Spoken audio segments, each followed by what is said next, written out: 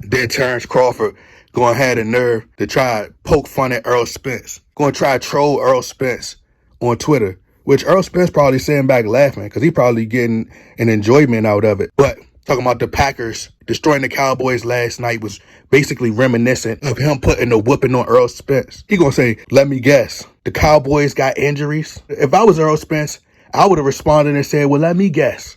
Are the Packers working with Victor Conte? Do the Green Bay Packers players, is Victor Conte training the players? I guarantee you Terence Crawford wouldn't have responded. Terence Crawford cheated Earl Spence. And I know that rubs a lot of the Terence Crawford fans the wrong way. They don't like that. They say, where's your proof? Where's your evidence? Once again, the proof and the evidence is Victor Conte. How is he the evidence?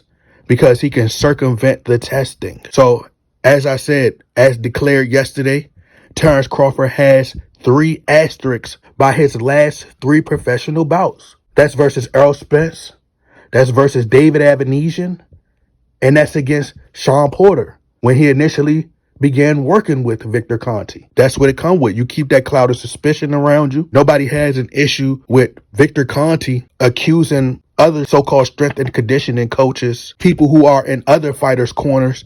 He don't have no problem with of accusing them of being on PEDs and being on steroids. But the moment someone accused him, now it's a problem. We not scared of Victor Conte over here. Once again, as I said, I believe that Victor Conte is a racist. That's just my personal opinion. He's ruined a lot of black athletes' lives, particularly black athletes. His stable is full of black and Mexican fighters. So what else am I supposed to believe?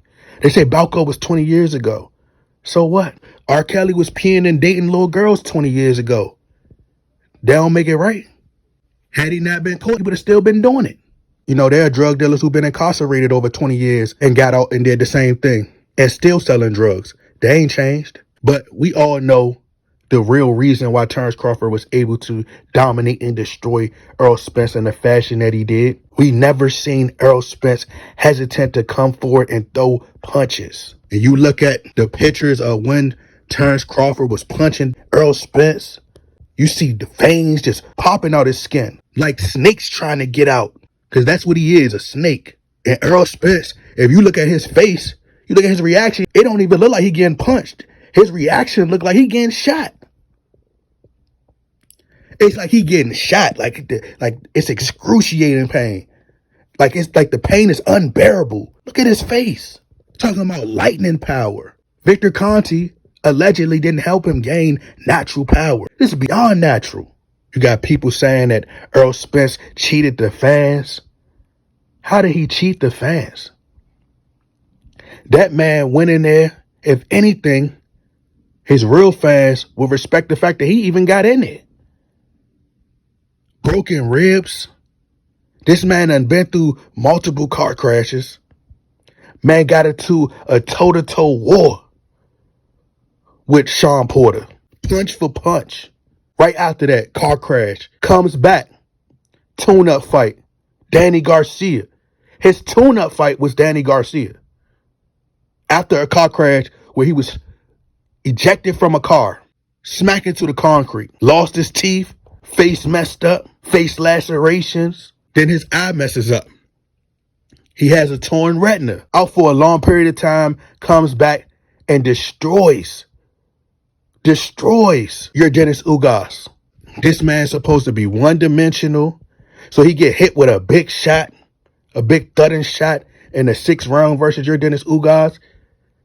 This man don't fall down. He was caught off guard and still didn't go down. Comes back and destroys your Dennis Ugas. Then it's off for another long period of time because Terence Crawford want to play games, go in and out of negotiations. He still gets in the ring after being off. He didn't take no tune-up fight.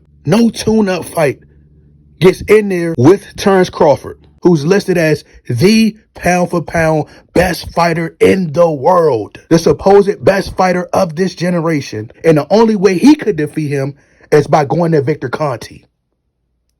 Come on, bro. Against all those odds. You do the math.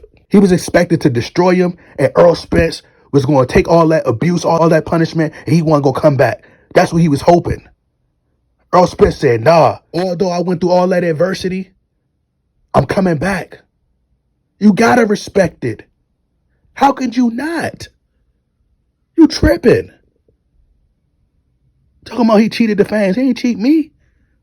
If anything, I done followed this man's career since 2015. He done gave us fans what we wanted for the past 7 to 8 years, winning 3 titles against the top opponents. Let that man get his bag. 30 million. Let me get this 30 million real quick.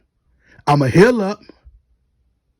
I'ma get my injuries out the way. I'ma heal up, and then we're gonna run it back, and I'm gonna be at full strength. I done got my 30 million. I ain't got nothing to lose now. My family taken care of. My daughters, my kids, they good, they straight.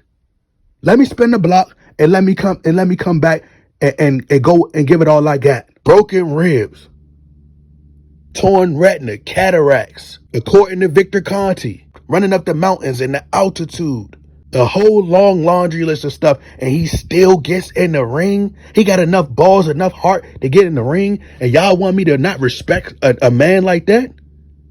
He ain't cheat me. I can't do nothing but support a warrior. If anything, Terence Crawford cheated y'all.